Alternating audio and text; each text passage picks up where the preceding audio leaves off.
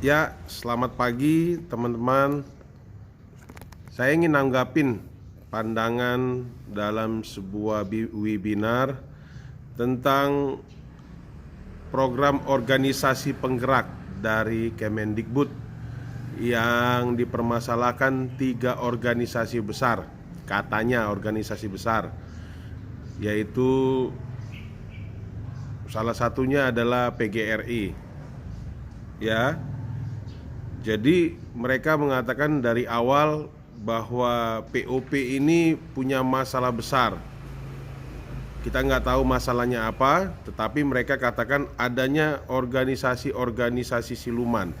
Saya ingin tanggapin bahwa organisasi-organisasi itu bukan organisasi siluman, tetapi organisasi-organisasi startup awal, organisasi kecil yang pada dasarnya sebenarnya Indonesia ini bukan membutuhkan organisasi besar, bukan membutuhkan orang pintar, tetapi membutuhkan orang jujur. Di organisasi-organisasi kecil ini, saya melihat pandangan Menteri Nadiem Makarim bahwa yang kecil-kecil ini masih bisa dikendalikan supaya mereka tidak melakukan kecurangan-kecurangan di depan. Cuma masalahnya organisasi-organisasi besar merasa mereka kok tidak diikut sertakan untuk memilih. Padahal sebenarnya itu bukan pemilihan, itu volunteer. Siapa yang mau, ayo. Mau teken fakta integritas, ayo. Tidak ada bagi-bagi di sini. Kebiasaan kita selama 32 tahun di masa Orde Baru, kita sudah terbiasa dengan bagi-bagi. Bagi-bagi. Uang rakyat dibagi, uang rakyat miskin dibagi. Ya. Saya mau jelaskan POP itu. POP itu adalah peningkatan kapasitas guru dan sekolah ya yang sudah lama diimpikan oleh orang jujur. Oke, saya ingatkan, oleh orang jujur. Ya. Program organisasi penggerak ini pun dibuat oleh Kementerian Pendidikan dan Kebudayaan atau Kemendikbud, memiliki tujuan mulia, yaitu program ini ditujukan untuk memberikan pelatihan kepada 70.000 guru dan kepala sekolah menjangkau hingga 12.000 sekolah. Sadar akan skala besar, Kemendikbud menggandeng berbagai ormas dan lembaga pendidikan untuk mewujudkan target tersebut. Ketika dana ratusan miliar rupiah per tahun dianggarkan, 2 ormas besar yang mendapatkan dana dari program tersebut justru mengundurkan diri. Ya, karena pembagiannya tidak besar. Ya, pembagiannya sesuai dengan kapasitas. Dan saya membaca artikel dan mendapatkan informasi bahwa pembagian itu sesuai dengan kinerja. Ya, sesuai dengan kinerja dan kemampuan, bukan sesuai dengan kebesaran organisasi. Jadi catat, sesuai dengan kinerja. Nggak ada lagi besar-besar kecil-kecil. Bila kinerja kita baik, bila kinerja kita besar, bila kemampuan kita besar, kita mendapatkan bantuan lebih besar. Bukan untuk dimakan, tetapi dikelola untuk program organisasi penggerak. Ya. Salah satu organisasi memilih tidak terlibat karena POP terindikasi memiliki banyaknya masalah. Salah satunya meloloskan ormas yang tidak jelas kapasitasnya mendapatkan dana hibah. Ini dia. Kita merasa besar, merasa utama, menganggap bahwa yang kecil itu abal-abal. Padahal yang dianggap kecil itu adalah startup. Kalau nggak tahu arti startup, mari buka Google. Startup yaitu organisasi anak-anak muda yang bisa dipercaya, bisa dikontrol, dan tidak dikuasai oleh dan tidak dipengaruhi oleh masa-masa Orde Baru, anak-anak muda yang luar biasa, tetapi dianggap sebagai organisasi ormas yang tidak jelas. Itu bukan ormas, startup. Jadi harus jelas. Ya, memang kalau umur seperti saya yang udah hampir tua ya, itu memang agak bingung apa itu startup. Jadi cari startup itu mana. Mohon jangan marah ya. Ya. Katanya kita lebih baik tidak ikut serta. Toh kami bisa melakukan hal yang sama tapi tidak menanggung beban, kata ketua majelis pendidikan. Ayo tunjukin ya, tunjukin bahwa kalian bisa menggunakan dana yang ada. Masalahnya sekarang itu tidak pernah bergerak. Ya, nyata fakta. Jadi jangan kalau dikritik jangan sakit hati. Ya. Upaya itu karena terdapat organisasi yang diduga tidak profesional tetapi tetap mendapatkan pendanaan Kemendikbud. Tunjukin mana organisasinya.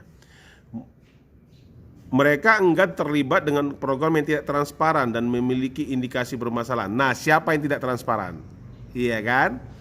Startup itu transparan. Masalahnya jangan mengatakan startup itu ormas atau organisasi. Itu berbeda, Pak. Ya, di sini di tulisan-tulisan mereka mengatakan bahwa sejumlah organisasi kalau mau transparan, ayo. Panas dong. Kalau mau transparan, ayo tunjukin mana gitu. Jangan hanya koar-koar di belakang, ya. Nanti diajak ketemu alasannya sedang sakit. Ya. Apakah proses seleksi itu transparan bisa dipercaya kalau itu terus terjadi? Nah, ini bukan seleksi, ini volunteer. Jadi pemerintah mengeluarkan dana untuk operasional, tetapi alat untuk operasional startup organisasi harus beli sendiri. Ya, misalnya dananya ada, bantuan operasional seperti itu. Jadi tapi organisasi ini harus punya kemampuan, punya alat untuk mengerjakannya. Dana itu untuk operasional. Ya. Kemendikbud mengalokasikan anggaran 567 miliar per tahun untuk membiayai pelatihan dan kegiatan yang diselenggarakan organisasi terpilih. Organisasi terpilih dibagi 3, yaitu Gajah, Macan, dan Kijang. Ya. Jadi artinya saya mau beri tanggapan. Memang kalau organisasi sudah besar butuh dana besar. Tapi ini bukan bagi-bagi kacang. Ini bukan bagi-bagi kerupuk. Ini bagi-bagi dana program. Tidak seperti di masa Orde Baru yang bagi-bagi habis itu 10% digunakan, 90% masuk kantong. Tidak ada sogok menyogok. Ya. Jadi Indonesia harus memahami, harus bisa memilih, harus bisa mana yang akan dibela atau tidak. Jadi kalau Anda tidak pakai logika, skip aja, ya kan? Gak usah tonton. Tetapi saya ingin katakan bahwa masyarakat Indonesia harus memahami yang disampaikan para orang-orang tua kita itu sebagai organisasi-organisasi yang tidak jelas. Itu bukan organisasi tidak jelas, tetapi startup. Ya. Saya juga punya startup, tapi saya tidak ikut itu karena memang tidak tujuannya untuk itu. Ya, kita lihat di Kementerian Pendidikan sudah luar biasa, tidak boleh lagi belanja dengan manual. Banyak yang menjerit, ya, banyak yang menjerit, bahkan puluhan kepala sekolah mengundurkan diri. Bukan karena nggak mampu, tapi nggak bisa nyuri. Ya, nggak bisa karena harus belanjanya pakai siplah. Nggak bisa bilang, oh kami mau beli TV, harganya berapa? Harganya 8 juta, padahal 3 juta. Nggak bisa begitu, belanjanya online, siplah. Beli second, nggak bisa lagi, nggak bisa. Beli kertas, bahkan beli ballpoint, itu tidak bisa dengan cara manual. Jadi kita harus mau berubah. Yang pasti di dunia ini adalah sebuah perubahan. Apakah itu perubahan semakin buruk atau perubahan semakin baik? Nah, apa yang menjadi pilihan masyarakat? Kalau masyarakat menginginkan dan membela pandangan yang membuat Indonesia semakin buruk, itu salah. Kita harus membuat Indonesia semakin baik. Ya. Dan organisasi-organisasi yang dikatakan orang-orang tua kita itu, yang dikatakan tidak jelas, adalah organisasi anak muda. Jadi memang ada istilah di Indonesia, jangan anak muda mendahului orang tua. Hormatilah orang tua dan jangan selip, jangan lewati. Padahal orang tua tidak bisa membuat pergerakan kemajuan yang luar biasa. Orang tua juga harus bisa melihat bahwa kemampuan anak-anak muda saat ini itu jauh di atas kita. Ya, anak 5 tahun sudah bisa main game, 5 tahun. Saya juga bisa main game. Ya, jadi kita harus bisa memahami Indonesia ini bukan untuk orang tua. Ya, ada masanya kita pensiun. Makanya dikatakan bahwa umur 60 bagi pendidik dan eselon 1 itu 62 itu pensiun. Dan sesudah pensiun gak usah ikut otak-atik lagi. Sesudah pensiun kita harusnya melakukan kegiatan sosial untuk mendukung anak-anak muda yang menjadi penerus bangsa. Ya, coba kita lihat Jenderal Besar Sudirman, 60 tahun umurnya? Enggak. Dia masih muda, sudah jadi jenderal. Dan kita harus berpandangan bahwa orang tua itu harus jadi penasehat dan pendukung bagi anak-anak muda yang ingin membuat Indonesia semakin luar biasa. Ya, teman-teman, hai guys. Kita bisa pilih apakah kita memilih pandangan orang tua yang berorganisasi besar, atau kita dapat melihat dengan pandangan logika yang baik bahwa anak-anak muda zaman sekarang, masa ini, yang kita butuhkan bukanlah anak-anak muda yang pintar, tetapi anak-anak muda yang kreatif dan jujur. Kita butuh transparansi. Dana yang dimiliki pemerintah bukan untuk dana gorengan, tetapi dana untuk memajukan dunia pendidikan yang luar biasa. Apalagi di masa pandemi ini, Kementerian Pendidikan dan Kebudayaan pasti harus putar otak sana sini untuk melakukan strategi-strategi yang tetap saja yang bagus juga dianggap tidak bagus. Tetap saja pekerjaan maksimal yang dilakukan oleh pemerintah itu dianggap tidak bagus. Ya, banyak tuntutan supaya belajar online dihapus, harus kembali ke sekolah. Siapa yang minta? Orang tua. Apakah orang tua ingin anaknya mati di sekolah? Apakah orang tua ingin anaknya mengalami terinfeksi corona? Saya tidak yakin. Pasti ada pihak-pihak tertentu yang ingin segala kejadian-kejadian yang terjadi. Buktinya banyak, ya. Selamatkan pendidikan Indonesia, selamatkan Indonesia dari masalah yang ingin menghancurkan pendidikan Indonesia. Karena Indonesia akan dijajah bila pendidikannya rusak. Indonesia akan terjajah secara ekonomi 5-10 tahun ke depan karena pendidikannya amburadul.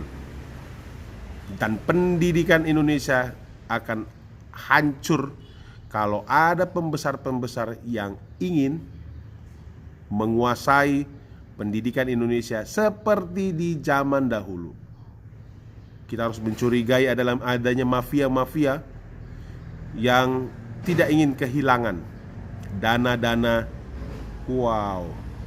gratis, dana-dana fantastis yang tidak perlu melakukan pekerjaan program dengan baik, tetapi bisa masukkan ke kantong. Ya, oke. Selamatkan Indonesia, anak-anak muda, para startup, semangat. Jangan takut.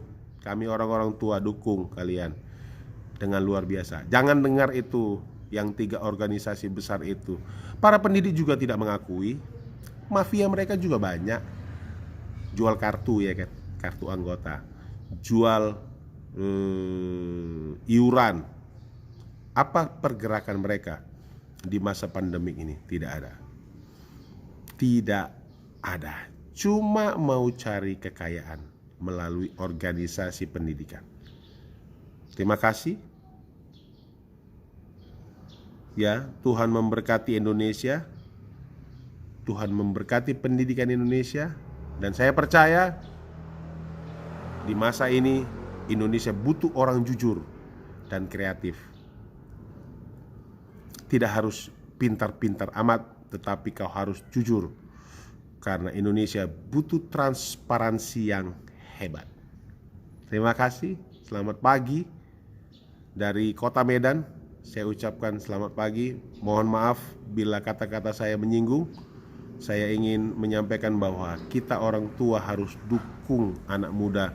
Jangan menjelekkan mereka, karena nanti bila kita sudah uzur, mereka adalah pemegang-pemegang tongkat-tongkat estafet untuk Indonesia semakin baik. Tuhan Yesus memberkati. Shalom.